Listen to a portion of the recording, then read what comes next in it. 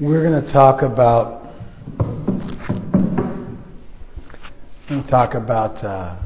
spiritual bypassing. You ever heard of that? Spiritual bypassing. What's that mean? I read an article in Vogue magazine, I think, about spiritual bypassing. So I know it's a spiritual thing because it's in Vogue. What's it mean?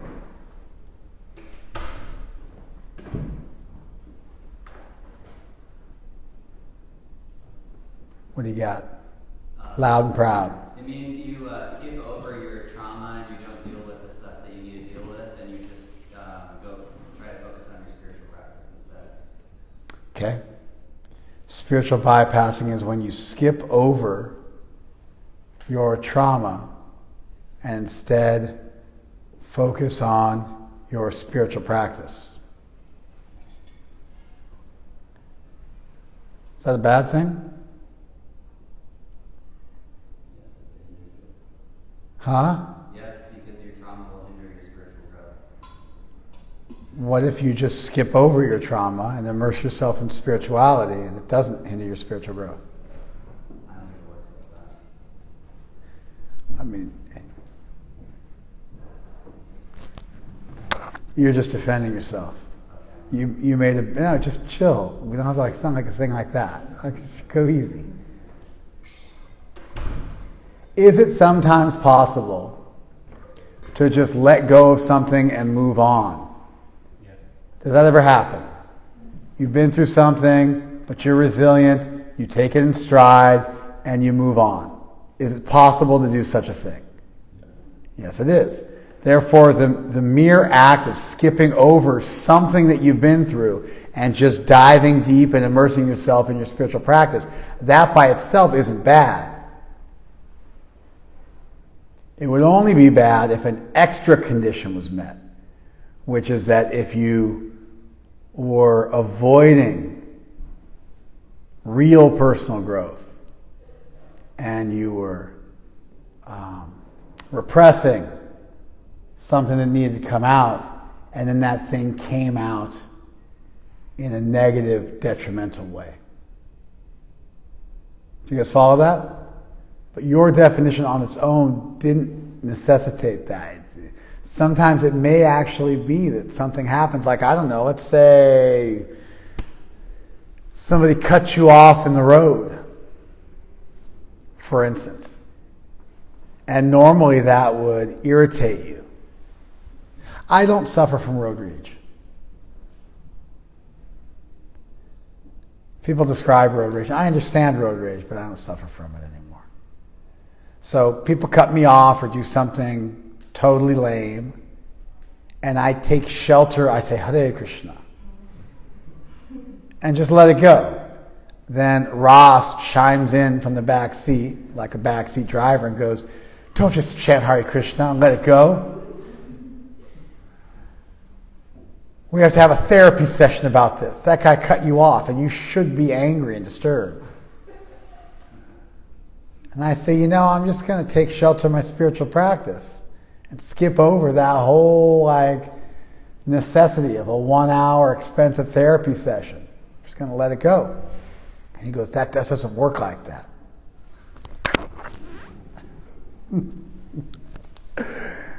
You see? All right.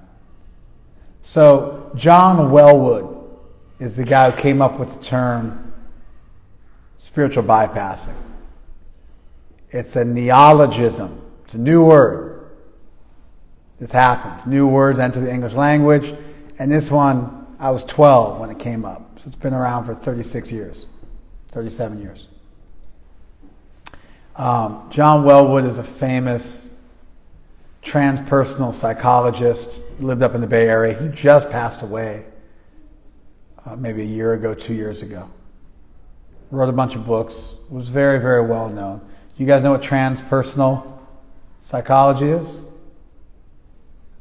Transpersonal psychology is psychology mixed with spiritual practice. So it's psychology where you also involve spiritual practice as part of the therapy. Does that make sense? Okay. And so, it just, Buddhism is usually Wellwood was a Buddhist. And so Buddhism gets mixed in a lot. And you practice. I mean, it's like what you teach somebody with borderline personality disorder. You teach them just to calm down and take a break and not take things so seriously and let things go and practice impulse control and executive function. You guys know what executive function is? Essentially, it's impulse control and the ability to focus on something despite distractions. And your ability to execute executive function, your ability to, display executive function is your ability to essentially not be a child who just freaks out whenever anything bothers you. It's impulse control, delayed gratification, focus, etc., etc. How did I get into executive function? Buddhism? Yeah, thank you. Buddhism spends a lot of time talking about mindfulness and watching your thoughts and not identifying with them and so on and so forth. And so that consciously cultivated detachment it became a big feature. Actually, it's a big feature now in just regular old cognitive behavioral therapy. But it along with other spiritual things and practices that are pulled from various religions and philosophies, that became transpersonal psychology. And then John Wellwood, who was very was kind of a seminal figure in this movement, a big figure in this movement. His son is continuing his work up in the Bay Area. They have some institute, I can't remember what it's called. It's probably the Institute for Transpersonal Psychology, but it has some name, and they're doing their work. He noticed that sometimes people would get into spiritual practice and then they wouldn't deal with something they really needed to deal with in life.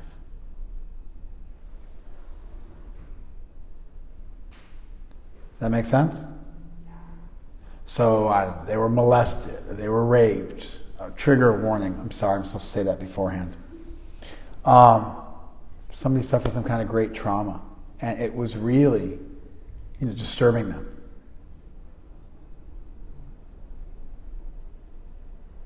And they went and joined a religion, decided they were going to become a nun.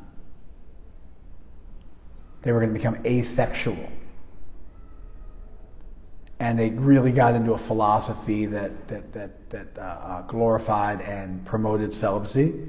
And they just dove into that, and they never bothered to deal with any of the sexual trauma they suffered. And it was repressive and avoidant. And that stuff came back to haunt them later on. And it expressed itself in negative behavior patterns they couldn't seem to shake, and they just wanted, they wanted to chant more and be more detached. They devalued the material world, and they just tried to hold on to that idea, but it didn't work because they had this stuff that happened, and they just didn't identify with it, and they disassociated to some extent, and it ended up, fracturing their self and leads to some kind of, long-standing pattern of negative behavior, and they're not able to really function and become happy. What's called the pleasure principle or the hedonic principle, that, you're supposed to be happy in life and seek happiness, and they weren't able to achieve that. So Wellwood noticed that was happening to people he was counseling. You want to hear something wild? This was in '84. At the end of Kirtan, I was like, ooh, this cool verse came to me, which somehow I lost. Dude, that sucks.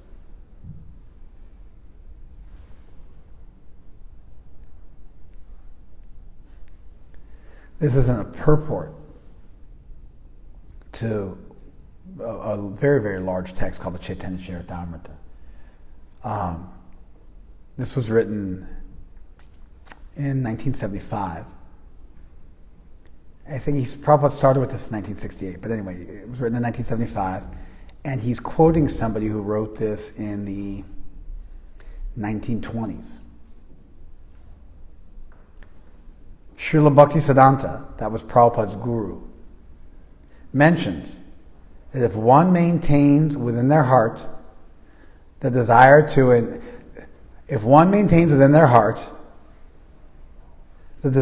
enjoy the result of good work, that's not relevant, or being embarrassed by the material world, the desire to get out of material entanglement, one will never be able to attain the transcendental mellows of devotional service. Embarrassed by the material world, embarrassed by your failed attempts to enjoy the material world, embarrassed by difficulties you've encountered in the material world, and you have a desire to get out of the material world, you're trying to escape the material world, you'll never get bhakti. Heavy statement, isn't it? You'll never get devotion, you'll never get love of God if, being embarrassed by your failures in the material world, you want to escape.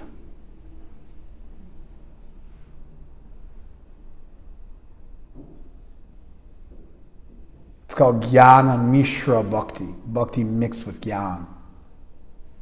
And it plagues the self, it plagues the soul, and won't allow you to achieve the full effects of devotion. Does that sound a lot like Prabhupada was calling out spiritual bypassing? And he's quoting his guru who called it out a couple of generations prior, so we beat Wellwood. I mean, he was just coining a term for something which obviously existed prior to him. There's another guy named Charles Whitfield, he wrote the book Healing the Child Within, and a bunch of other books. It's super famous, popular addiction recovery specialist. And he used the term spiritual bypassing also in his work, quite a bit. He gave it a little slightly different flavor to it. Your definition was really close to Wellwood's definition. You've got something that needs to be dealt with. You don't want to deal with it. And so you bypass dealing with it because of your spiritual practice. One could imagine if you had a massive laceration on your arm and you cut an artery. Not the brachial artery, because then you bleed out pretty quick, but you cut like one of the minor ones. You guys ever cut an artery before? It's kind of gnarly. I've cut an artery before. When you cut an artery, the blood kind of pumps out of you. It doesn't just flow out of you in a nice little stream, it kind of pumps out of you. And it's kind of freaky. Nobody's ever cut an artery before? Okay.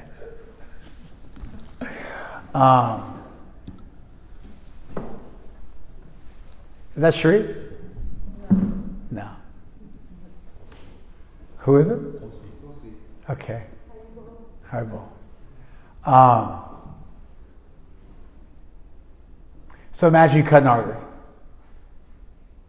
and there's blood it's pumping out of you. And somebody goes, I'll just chant Hare Krishna.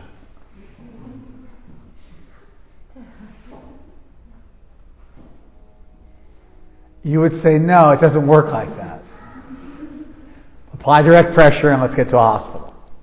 We got to get that taken care of. We got to get that looked at. Right? Or if you got concussed Anybody ever been concussed? Raise your hand if you've been concussed. You get concussed, and you're just like, I'll just chant and it'll be okay. And no, we got to go to the hospital and make sure you're okay. We got to check you out.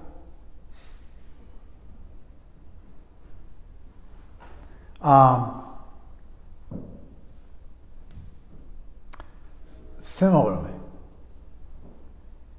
sometimes you might have some mental or emotional distress, and it requires attention. And people might look to their spiritual practice to take care of that. Now, the thing is, it's not that spiritual practice can't help you with emotional issues. So it's a little bit of a delicate balance there. Because it could be that your spiritual practice could, in fact, help you to deal with road rage or emotional trauma or so many other things you might go through. But sometimes you need to put some time into that particular issue. And you can't just run from it and pretend it didn't happen.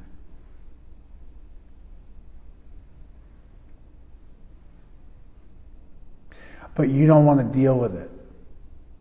So you join a cult or a religion or a sect or whatever you want to call it that promotes transcendentalism, which devalues the material world in promotion of a higher spiritual reality, and you try to forget thinking about stuff.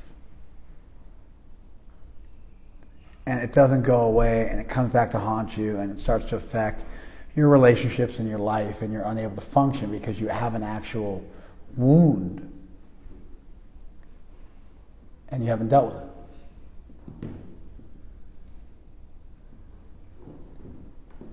it. The definition was broadened by other theorists, and it included when you react to the material world in a way that is negligent or overly tolerant for the wrong reasons. Do you guys follow that?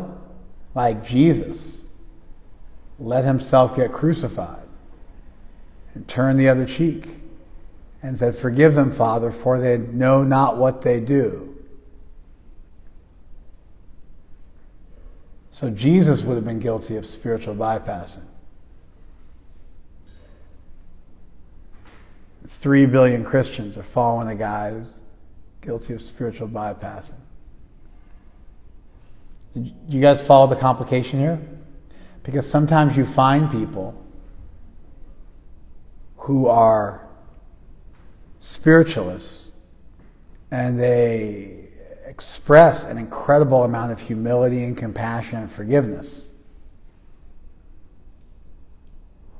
Or sometimes people do that and it's not healthy and they end up being, "Hey, Shri, mute yourself.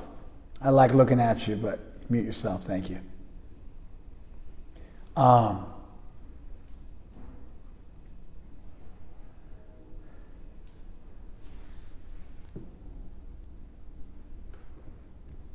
It's okay, I got it. I'm all grown up. I can do it.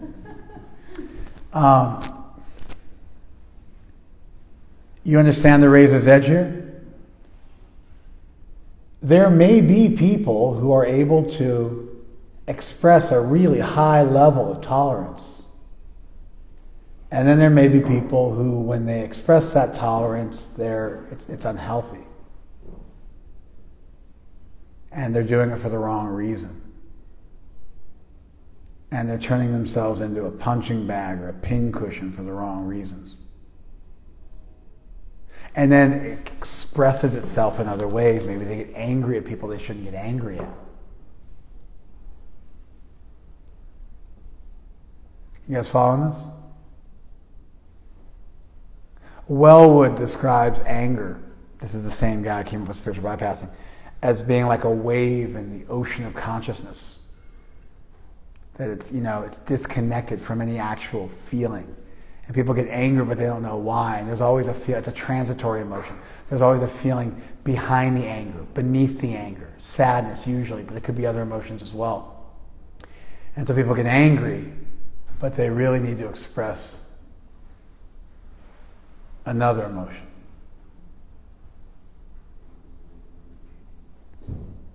You guys following this? And so that'll happen. You set yourself up for being a punching bag in the name of being Christ-like, and you end up getting randomly angry at people you shouldn't be getting angry at, or frustrated about stuff you shouldn't get frustrated about, or you have different negative coping mechanisms, binge eating or drug use, or so many things people get addicted to. I think most people have a mild sex addiction. I think most people are addicted to sex and masturbation, at least on a mild level. That's one that normally doesn't get noticed, doesn't get called out. We don't have a culture where celibacy, monogamy are seen as the norm. So you end up with these different styles of coping mechanisms that you engage in to take the edge off because you have ignored stuff that really bothers you and buried it because you're not allowed to express that, and you avoid the one issue, and then it expresses itself in another way. Do you guys follow this? That's a little bit more on spiritual bypassing. Anyway, I don't want to spend too much time with the different theories of it and how it manifests, but there's very little scholarly work, but there are a couple of papers that have been written about this. Clinical pastoral psychologists got a hold of spiritual bypassing. Church psychologists, pastoral psychology, clinical pastoral psychology is, Christianity mixes with psychology. And Christianity is a big religion. It's got 3 billion followers worldwide. And so it makes sense that Christians would want a Christian psychologist, and this mixing happened, in the last century. In the last centuries. There's a work of a guy named Anton T. Boysen. It was a very good book he wrote called Cure of Souls, like the caring for souls. Like the way you might cure cheese or something like that. And so the curing of souls. Not like curing like you go to a hospital, but the caring for. It's a little bit more of an archaic usage of the term. His work became the foundation of what's now clinical pastoral psychology. And you can go and get a degree in this stuff. Like Loyola Marymount, for instance, offers degrees in the subject, as do many other universities. They got into spiritual bypassing, which makes a lot of sense because it's something that people who are engaged in religion have to grapple with, more so than atheists who would just, they just get called out for repression, or they get called out for avoidance or a defense mechanism, and it wouldn't be a big deal. But when you have a sacrosanct spiritual practice that you're supposed to take shelter of, you're supposed to be Christ-like, you're supposed to turn the other cheek, you're supposed to be like the Buddha, you're supposed to practice being non-reactive, etc., etc. How do you know when you're doing it right or when you're going too far and you're burying stuff and avoiding stuff that's going to come out and haunt you later on? You guys following it now? So for people who are involved in spirituality and psychology as a profession, this stuff is important. Nowadays, the term spiritual bypassing gets bandied about clumsily on the internet. So somebody's like, my relative died of COVID. And then somebody else writes in and says, you're not the body. And then somebody else writes in and goes, that's spiritual bypassing. You follow? It's the minimization of the suffering of another. That's not how the term was originally theorized. It was about yourself.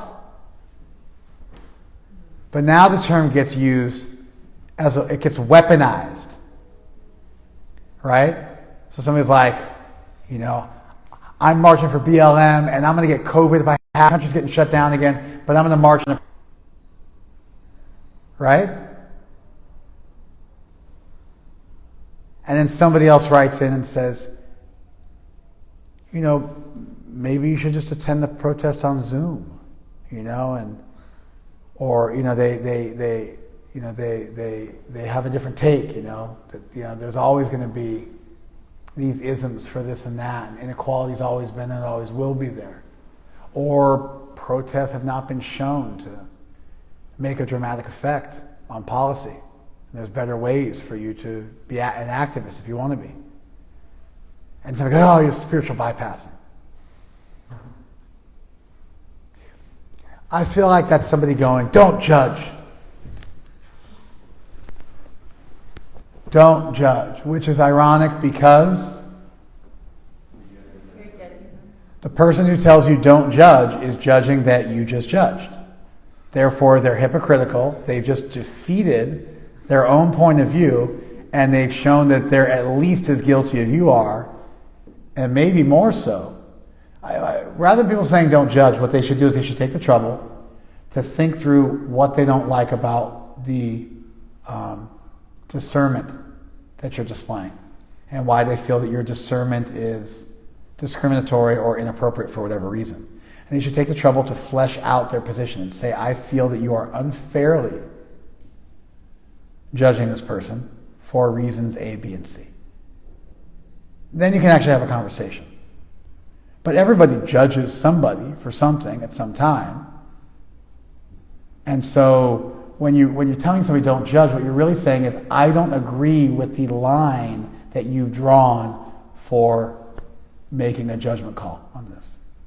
I think the line should be over here. And then you should just take the trouble to argue for that. Do you follow? I think spiritual bypassing has suffered a similar fate.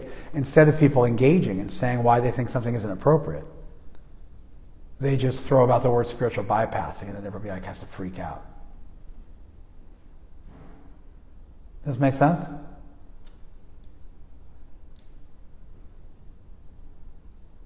What happens if you genuinely have a spiritual reaction to something that happens? What happens if you genuinely have some detachment?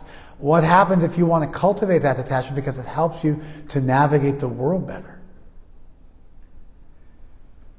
I mean, the very idea of spiritualism is that there's something beyond this world that is real, that you are a part of, and therefore progressive human life involves transcending in some way this world.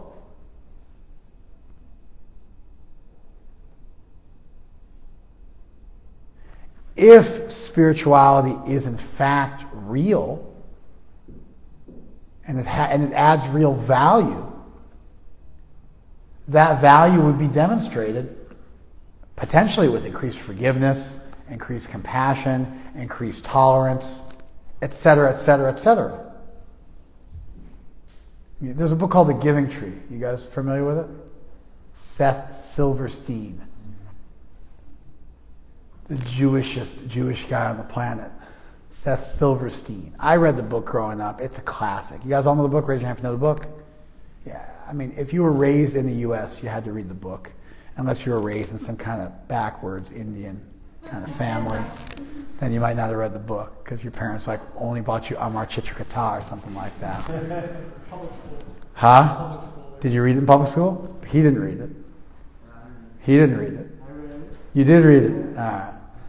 Okay, it's just the youngest. They got rid of it. There's a whole backlash against the Giving Tree.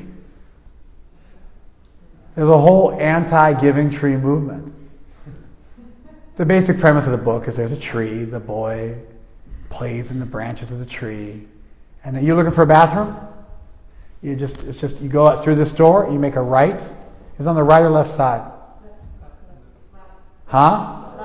Left side. All right, man. Is that Michael? Yeah. Hey, Michael. The basic premise of the book is there's a tree, and the boy plays with the tree's branches, eats the fruits of the tree, then gets older, wants to build a house, cuts down the branches and the tree itself, builds himself a house, and then eventually is an old man and just sits on the stump of the tree, and the tree sacrifices his life and all of the tree's value and assets for the benefit of another. And then the person takes advantage of that. And it's supposed to be a lesson on giving and compassion and tolerance and so on and so forth. There's a whole anti-giving tree movement. They're saying that tree's engaged in a codependent relationship. It's a punching bag. You're teaching children the wrong lessons. You got to teach children to stand up for themselves. They can have the same critique of Christianity for that, to be honest. Jesus with his crown of thorns, just taking the punishment. Forgive them, Father, for they know not what they do. These people are like obscene. They're terrible. They're committing a crime. By justifying their crime and forgiving their crime, he's setting other people up to get crucified and martyred. You follow? Jesus was an interesting character. He went to the temple and he turned over the money changers' tables and the dove sellers. They used to sell animals at the dove so you could sacrifice a life of a dove. So he got rid of that and said, "You turned my father's home into a den of thieves." He was reforming the synagogue, so he was a political activist. That eventually fomented into him getting crucified. There was some other intrigue there. But, yeah. On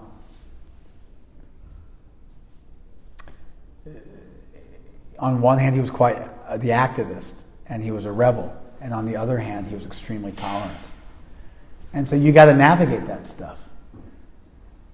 So, if you believe that there's something transcendental, if you believe in spirituality, it seems perfectly reasonable that may manifest in your life as increased tolerance and forgiveness, especially if the people that you canonize and you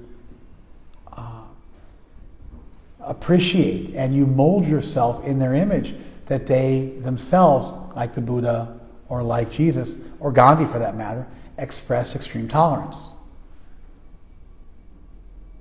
So I don't think that by itself can be sufficient to say that somebody's unhealthy and they're engaged in spiritual bypassing. Do you follow this? I think a good litmus test is this. Like, let's say there was 9/11. I think most of us lived through 9/11.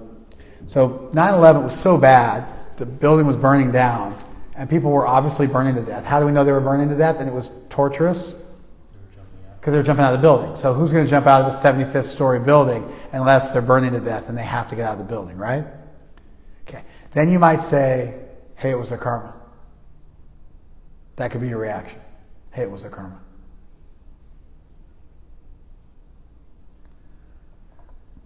Is that spiritual bypassing?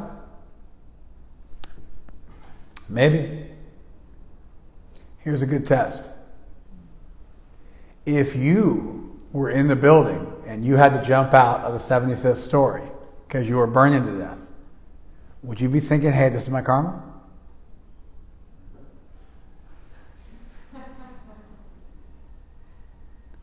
Might there be somebody on the planet who does view the world that way? In that case, it wouldn't be spiritual bypassing. They have a worldview. It's consistent. It's the way they view the world when it occurs to them. It's not hypocritical. That's where they're at, and therefore, that's how they view the world.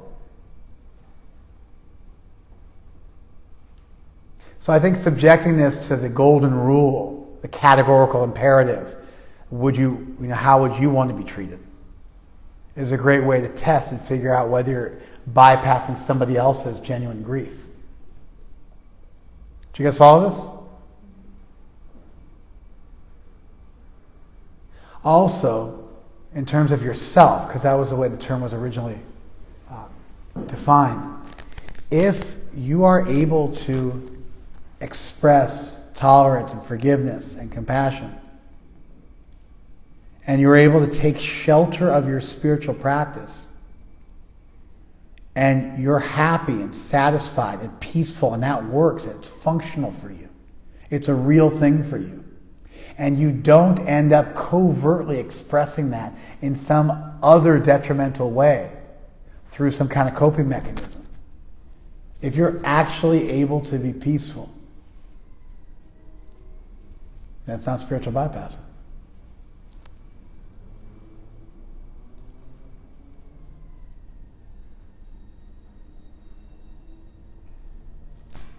You could also argue that even if you're at a level, and the Gita actually makes this argument, even if you're at a level where you're not disturbed, you shouldn't force other people to be at that level because they might not be.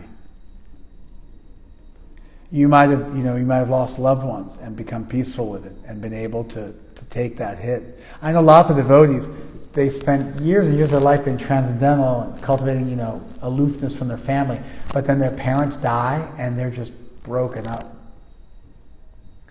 because it was avoidance and escapism. And then when their parents died, the jig is up, and now they can't make amends, and that reality sets in and it crushes them. And they have some kind of a nervous breakdown, some kind of an existential crisis, because they weren't ready to let that person go, and they realized that after the fact. You guys following this? Sometimes alternatively, people pass away and the devotees prep for it. And they're okay letting the person go. They're at that stage. Given that death is on everybody's menu card, the death of all of your loved ones and yourself is on everybody's menu card. Also, that your body being repossessed on you. That's on everybody's menu. That's like the Blue Plate Special. You guys know what a Blue Plate Special is?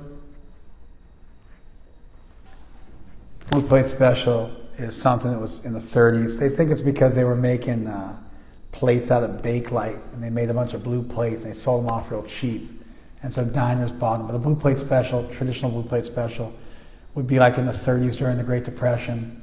A diner had their regular menu, but then they had a Blue Plate Special, which would be an entire meal for 10 cents. You don't choose the meal. They choose the meal. No substitutes, nothing extra. You get a plate. Plate's usually got, there's a protein on there, there's a couple of sides, there's a dessert, you get a drink with it, some bread. And it's a Blue Plate Special. It's just like, that's what it is. I'm thinking about doing a Blue Plate Special to Himsa one of these days. Thinking we'll do like, what do I want to do? Oh, I want to do chicken fried steak, right? That's what I want to do. I want to do some chicken fried steak, and then with gravy, right? And mashed potatoes, right? And then greens, collard greens. We're going to do kale, right? Steamed kale, gravy, chicken fried, vegan steak, obviously, and mashed potatoes. Is that what we were thinking? It's like as American as apple pie, right? That's a Blue Plate Special. You don't get to choose what you don't say, give me some extra of that, or substitute this or that. They don't do that. They don't want to play that game. They make it, here it is, go eat, c'est la vie. Huh? Yeah, I mean, generally the Sunday feast, you can say, I don't want this or I don't want that. Maybe a Sunday feast in India. When they serve you food in India at a feast, it's a different animal.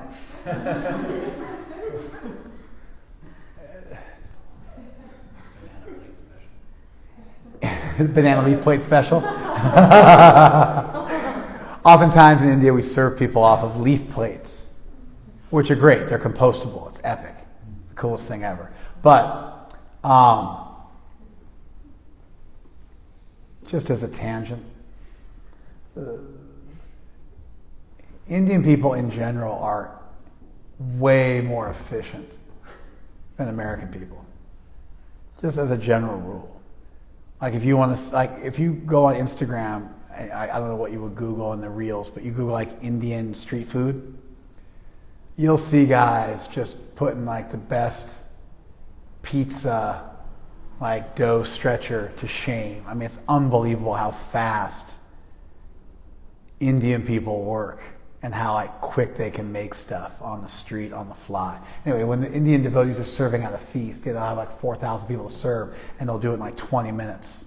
And they're just going. They're just trucking. And they're just like, boom, boom, boom, boom. And like if you try to interrupt them and go, I don't want it, they just boom right on top of your hand. So they got like hot dal, like in a ladle, like hot soup. And you're like, no thanks, buddy. And you're like this, and you boom right on top of your hand, on to the next. And so you have to like flag them down ahead of time. You're, whoa, whoa, whoa. Then there's also a cultural thing where you're supposed to say no, and they're supposed to force you to eat. It's a cultural thing. They're like, would you like some more rice? And then you say, no. And what you're really saying is, maybe you don't have enough and I don't want to be rude. Then they say, no, please take. Then you go, no, I'm totally full. And that's like, you've offered me to take again because you're being kind, but I still know you don't have enough. And you go through like 3 or 4 of those. And then they say, like, just take a little, just take half. And then you say half, they give you a big goes. I mean, I was in India one time. And I was with a group of 1,000 people. We went to a temple, a place called Bandirban, where Radha and Krishna get married on the other side of the Jamuna River. So now we go to the Jamuna River in Vrindavan. You can cross the Jamuna River, go to the other side, and there's a place called Bandirban. I actually got caught in mud up to my waist there and almost died. Walking through a field, in the middle of nowhere, with nobody around for acres. And I'm walking through mud, barefoot. And I'm like, okay. And all of a sudden I'm walking through mud like up to my shins. And I'm like, this isn't good. And then all of a sudden it was my knees. And all of a sudden it was my waist. And I'm like, I'm in quicksand and I'm going to die. And I had like lay my body down to create like a flat surface. And then gradually, it took me like an hour to work my way out of the mud. And I kind of like crawled on all fours, because if you're on 2 feet, you're way more pounds per square inch. So I spread my body out and crawled out of there commando style. I mean, who knows? They probably never would have found me. You know what I mean? just sink into the mud. What a terrible way to go, right? And that's just it. You're just done. You're just gone for, swallowed up by the earth. Anyway, we're in a place called Bandirban. It's a little tiny temple. There's a husband and a wife, and they're like, 18 children or whatever it was. They had, a brood of. I'm one to talk, but they had a big brood. And we showed up with 1,000 people to just go to the temple, and we sat all outside the temple, and we had a class and did a kirtan, and we were on a pilgrimage. So they said, "Oh, you should all stay with us tonight." You should all stay with us. There was literally 1,000 of us. We're like, no, we're staying. We went to this town. We went to this town close by, and we stayed in that town. And the town's called Mutt. So there's a town called Mutt, and we stayed there close by, and we rented out a school. So all of us stayed, in a huge school. We took over the campus for the night, and then we went on pilgrimage walking to the next place. So my guru was with me. And my guru was one of those people who, if he was in a burning building and it caught on fire and he had to jump out of the building, he would be like, yes, this is my karma. That's the way he rolls. That's actually the way he is. I've been with him for 3.5 decades now. I've never seen him get angry. That's just who he is. He never gets angry. He's as tolerant as a tree. It's otherworldly. So I've also, I slept at the foot of his bed so many, hundreds of nights while we traveled, and he chants in his sleep. He sleeps, and he's chanting while he sleeps. I wake up at 1 o'clock in the morning, he's chanting. I go in at 2 o'clock in the morning because I've been out late because I'm chanting, because I've been with him all day, and I chant late at night, he's chanting. It's like a regular occurrence. I hear him chanting in his sleep. So we got to the town, and he said, let's go stay with those people. He wanted to take them up on their hospitality. So we just boogied. We jumped in a Jeep, and we drove back to the little village out in the middle of nowhere. And we showed up. All the lights were out. And we drove up, and then the lights turned on, and they came out. And they were obviously sleepy-eyed. And they were like super happy. And they set us up, and then they bounced. And they set us up, and it's like, and where are you guys going to stay? Like, oh, we're just going to stay over here. And they set us up, and then we woke up in the morning at like 3 and went to go take bath out at the well. You know, the way you pass stool out in the fields, and then your bathroom is a hand pump on a slab. So you can pump water, and then you can, like, you know, you do your laundry on the slab. You stand on the slab so your feet don't get muddy, and you can do your laundry and take a bath, do your whole thing. But as far as, like, you know, relieving yourself, that's done elsewhere. Does that make sense?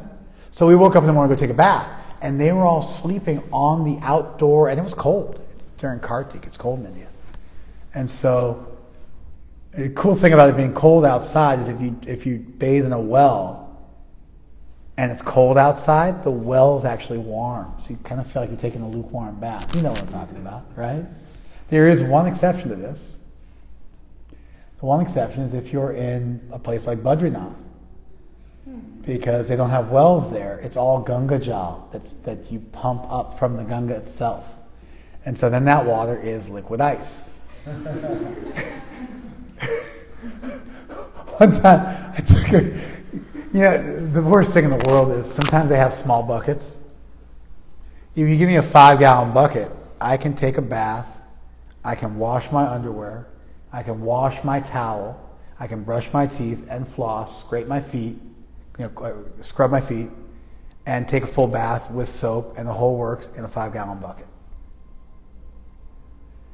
But if you get something these small little 3-gallon buckets, those you can't do anything in. And it's like one of those things where if you don't make it, if you don't get the 5-gallon bucket, you end up using like 10 3-gallon buckets. Like somehow it doesn't work. Like if you don't get it done in the one, you have to use a bunch of extras. I don't know how the math works. You guys know what I'm talking about? And so I was in Badrinath, where we're going to be going. You don't get to go this year. You can go. You can leave her behind. You can cruise with us.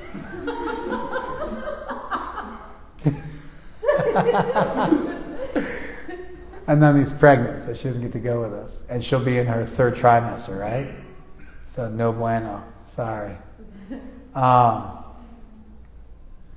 was taking a bath in a well, but they only had a 3-gallon bucket. And so I had to go and like pump the water way down there, and we carried it back up, and I poured the water on me. It was the coldest water like in the planet. It was so cold. Because it doesn't freeze. Even if the water gets down to like 32 degrees or something, if it's moving, it doesn't freeze. And so it's like it can be colder than freezing, but not freeze. Do you follow? And I poured it on me, and I was like, ah! It's like, ah! And it wasn't enough. I had to like go down and get more. And it was just like, oh my, and that's freezing outside, and the water's freezing. You follow? Worst thing ever. Worst thing ever, man. So bad. Anyway, so they were sleeping outside, and it was cold. And we came out and we woke them up because we tripped over them as we went to take our bath. And they were so embarrassed that we caught them performing austerities. And we caught them roughing it for our sake. Because they could understand that we would feel badly that we kicked them out of their home. And they were embarrassed that we felt badly for kicking them out of their home. And so they were super ashamed that they hadn't anticipated that we were going to wake up early. And they woke up early and got out of there so as not to have inconvenienced us by making us feel guilty. You guys following this? That's a real thing. That wasn't fake. That's how those people live. That wasn't spiritual bypassing. It was just spiritual.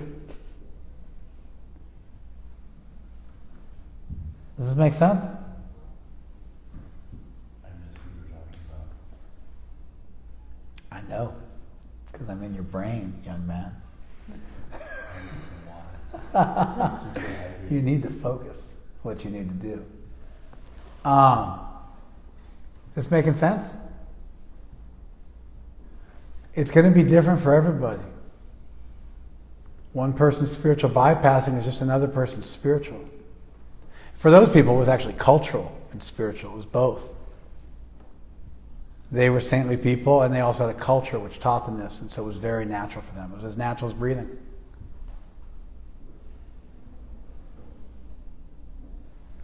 So, Nathan Hale was an American Revolutionary War hero who got hung by the neck until dead during the Revolutionary War. And he's famous for saying, "My only regret is I have but one life to give." He's at the gallows pole. He's 21 years old, at the gallows pole. And they're like, "Do you have any last words, you traitor?" He says, "Yes, I regret that I have only one life to give for this great cause."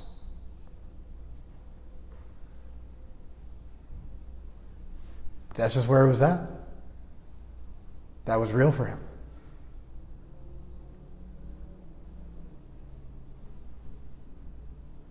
So, spiritual bypassing is a bad thing. Just like Prabhupada said, if you're just embarrassed and trying to get out of the material world, you won't get this sweet thing called bhakti that we're searching after. This sweet, loving relationship with Krishna. Prabhupada said it, quoting his guru, we're going back a century at this point.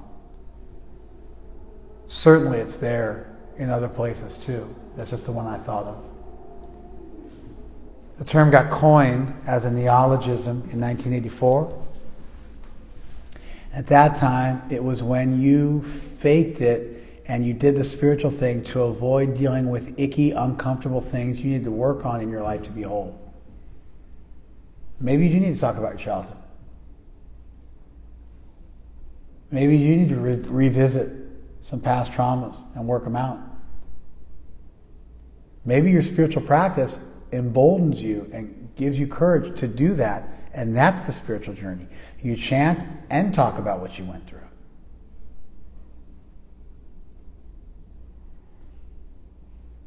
But anytime you're dealing with a tradition that says there is something spiritual, there is something beyond this world, then it's expected that you step into that and it becomes a real thing for you.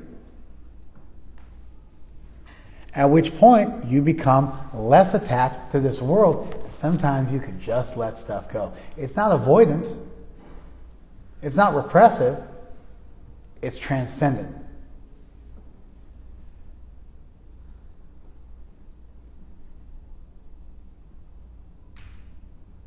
And so, this critique of spiritual bypassing, it means that you're making a judgment call that either you, and of course you're the best person to judge yourself, and that's actually not true, but anyway.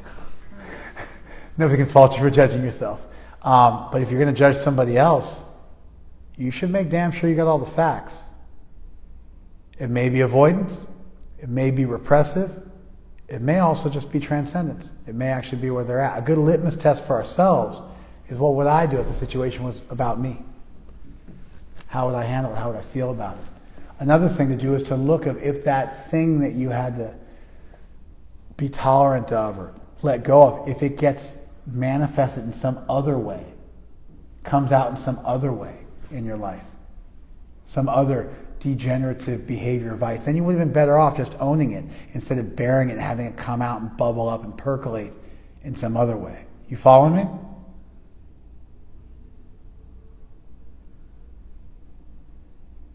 So you can look at what would I have done, and you can also look to see, are there negative behavior patterns coming out because I'm not dealing with something? Most of the time for a devotee, if there's something they need to be talking about, when they start chanting, that stuff will come into their mind. Then you should not pay it any attention. You should make a note that when you finish chanting, you should go and talk to somebody about it. There are times where we need to let go of everything and just focus on Krishna. But if there's something that keeps coming up for you, make a note, and after you finish your spiritual practice, go and find somebody to talk to.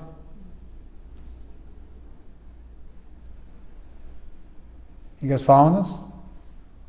And when you judge somebody for for spiritual bypassing, I think a better thing to say would be, I'm not ready for for you to, hit me with a soapbox preaching. You're not the body. I want to grieve the loss of my loved one.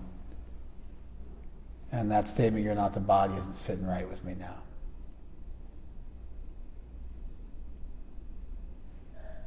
You follow? As opposed to your spiritual bypass. Maybe they're not. Maybe that's actually where they're at. Maybe they are. Maybe they are and they just have bad bedside manner. So you can just tell them, hey, I'm not ready for that yet. I want to grieve. I need to process this. I don't need you to throw isms at me or cool slogans or cool one-liners. That's not my cup of tea right now. It's actually a way more scathing critique, isn't it? It's way more gangster, right? Except you're spiritual bypassing. You can just be like, hey, you know what? It's not appreciated what you're saying. Hare Krishna.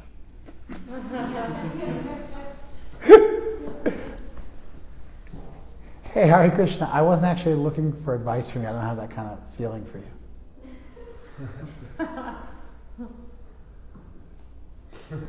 You want to stop somebody in their tracks? Just tell them that. Go, hey, thank you very much, but actually I don't see you in the capacity of somebody to give me advice. And I have other people in my life that give me advice, and you're not one of them, but I'll definitely let you know if that changes. Thanks so much. Haribol.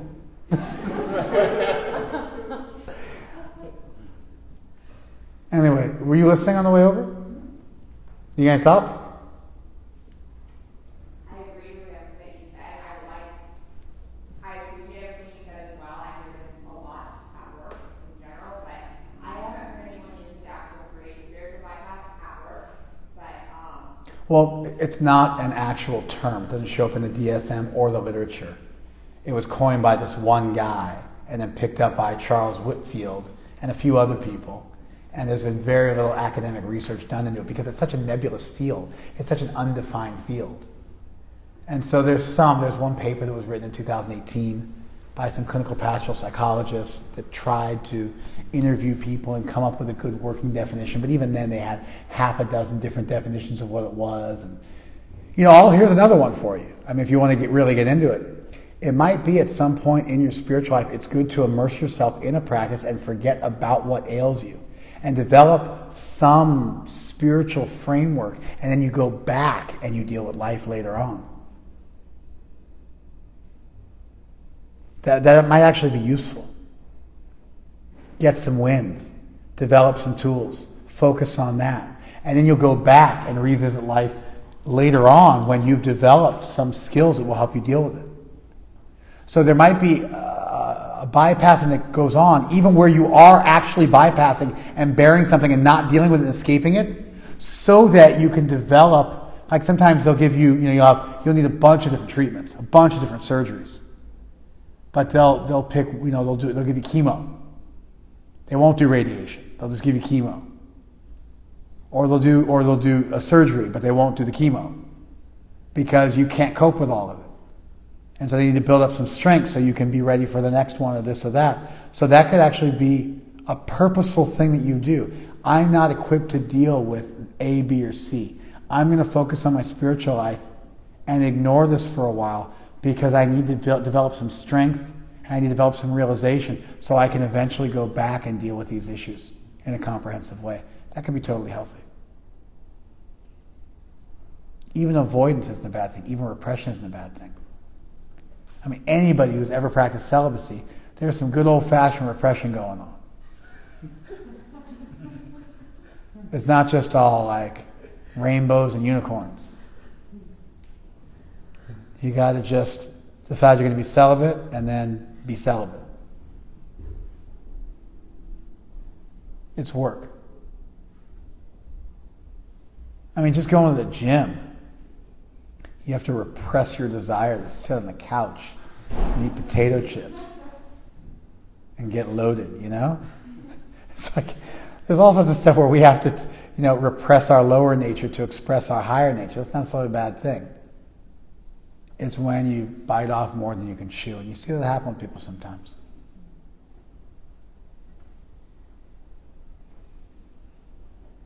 Okay. I think I'm done. If you joined us on Instagram, thank you guys very much. And if you're with us on Facebook, you can chill for a second. What else we got going on? Who's got some